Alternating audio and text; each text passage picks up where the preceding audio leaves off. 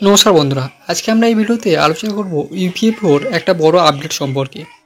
কী সেই আপডেট, সমস্ত কিছু এই ভিডিওতে আলোচনা করব। ভিডিওটি অবশ্যই শেষ পর্যন্ত দেখবেন। ভিডিও শুরু করার আগে বলতে, এই সমস্ত ইনফরমেশন আমি বিভিন্ন নিউজ আউটলেট এবং মিডিয়া থেকে সংগ্রহ করেছি। তো যে কোনো সিদ্ধান্ত নেওয়ার আগে নিচে একবার রিসার্চ করে নেবেন। চলুন শুরু করি। দেখুন, একজন ঊর্ধ্বতন কর্মকর্তা বলেছেন যে কেন্দ্রীয় সরকার কর্মচারী পেনশন প্রকল্পের অধীনে ন্যূনতম পেনশন বর্তমানে 1,000 টাকা থেকে বাড়িয়ে 3,000 টাকা প্রতি মাসে করার প্রস্তুতি নিচ্ছে। ন্যূনতম পেনশনের এই বৃদ্ধি আগামী কয়েক মাসের মধ্যে কার্যকর হতে পারে।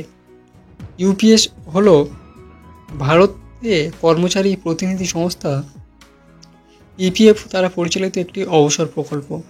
এটি অবসর গ্রহণের পর সংগঠিত খাতের কর্মীদের পেনশন প্রদান করে। নিয়োগকর্তার অবদানের একটি অংশ দ্বারা ইপিএস অর্থায়ন করা হয়।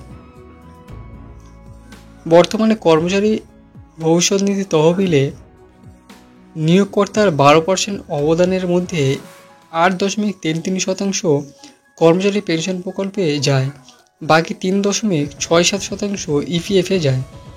একই সময়ে কর্মচারীর বেতন থেকে কাটা মোট 12% পরিমাণ ইপিএফে জমা হয়। ওই কর্মকর্তা বলেন, আমরা ন্যূনতম পেনশনের পরিমাণ প্রতি মাসে 3,000 টাকা করার সম্ভাবনা বিবেচনা করছি। এটি দীর্ঘদিন ধরে ঝুলে আছে।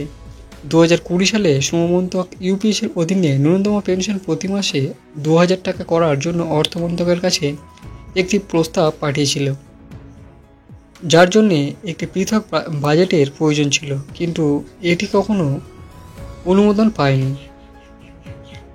তো 2025 সালে বাজেটের আগে আলোচনার সময় ইউপিএসের অবসরপ্রাপ্ত কর্মচারীদের একটি প্রতিনিধি দল অর্থমন্ত্রী নির্মলা সীতারামনের সাথে দেখা করে।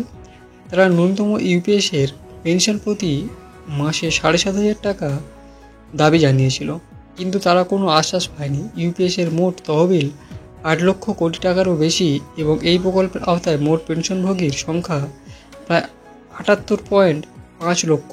এর মধ্যে 36.6 লক্ষেরও বেশি মানুষ প্রতি মাসে ন্যূনতম 1,000 টাকা পেনশন পান।